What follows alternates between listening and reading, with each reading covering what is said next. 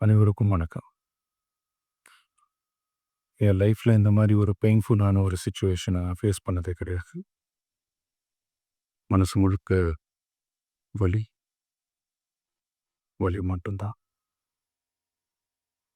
இந்த சுற்றுப்பயணத்தில் என்னென்ன மக்கள் பார்க்க வராங்க, அதுக்கு ஒரே ஒரு காரணம் தான் அம்மையை மேலே வச்சிருக்கிற அன்பும் பாசம் தான்.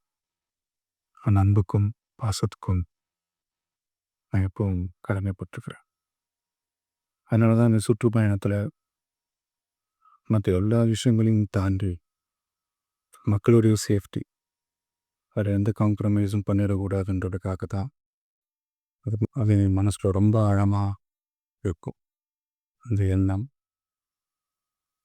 அதனால தான் இந்த அரசியல் காரணங்கள் எல்லாத்தையும் தவிர்த்துட்டு ஒதுக்கி வச்சுட்டு மக்களுடைய சேஃப்டி மட்டும் மைண்டில் வச்சுக்கிட்டு அதுக்கான இடங்களை சூஸ் பண்ணுறதோ, அதுக்கான இடங்களை பெர்மிஷன் கேட்குறது, போலீஸ் டிபார்ட்மெண்ட்டில் அதை ரிக்வெஸ்ட் பண்ணி கேட்போம்.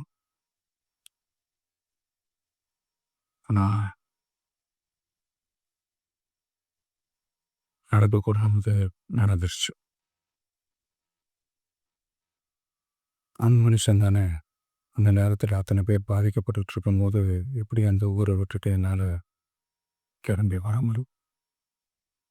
நான் திரும்ப ஒவ்வொன்று இருந்துச்சுன்னா அது ஒரு காரணம் கேட்டு அங்கே வேறு சில பதட்டமான சுச்சுவேஷன்ஸ், வேறு சில சம்பாவிதங்கள் அந்த மாதிரி எதுவும் நடந்துடக்கூடாதுன்றதுக்காக தான் நான் அவாய்ட் பண்ணுவேன்.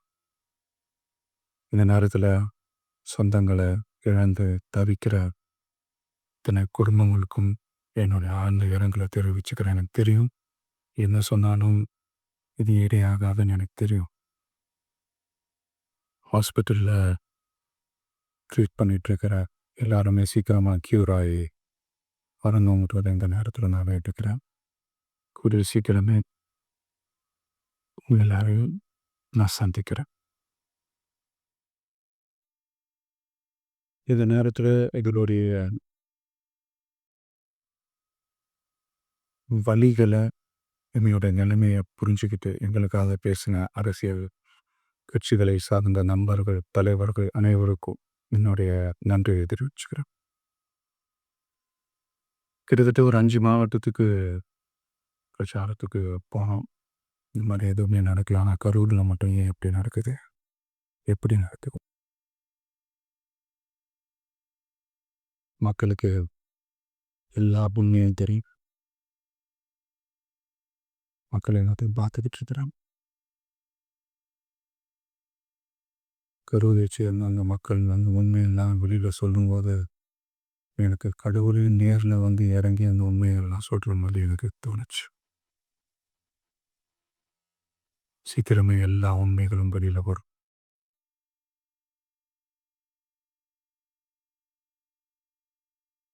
எங்களுக்கு தரப்பட்ட இடத்துல நாங்கள் போய் இந்த ஸ்பாட்டில் நின்று நாங்கள் பேசிட்டு வரோம். அப்போ தாண்டி எந்த தவறும் எங்கள் சைடில் நாங்கள் எப்படி செய்யலை. பட் இருந்தாலும் நீங்கள் கட்சியை சேர்ந்த நிர்வாகிகள், தோழர்கள் மேலே எஃப்ஐஆர், அது மட்டும் இல்லை சோஷியல் மீடியாவை சேர்ந்த நண்பர்கள், தோழர்கள் அவங்க மேலே எஃப்ஐஆர்லாம் போட்டு பிடிச்சிக்கிட்டு இருக்கிறாங்க.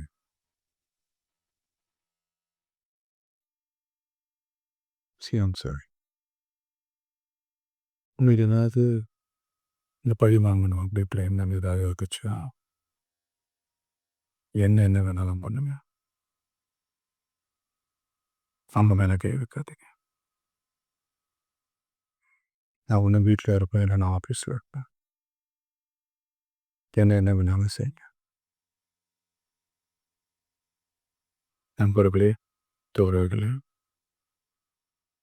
என்னுடைய அரசியல் பயணம் இன்னும் ஸ்ட்ராங்காக, இன்னும் தைரியத்தோட கண்டினியூ ஆகும்.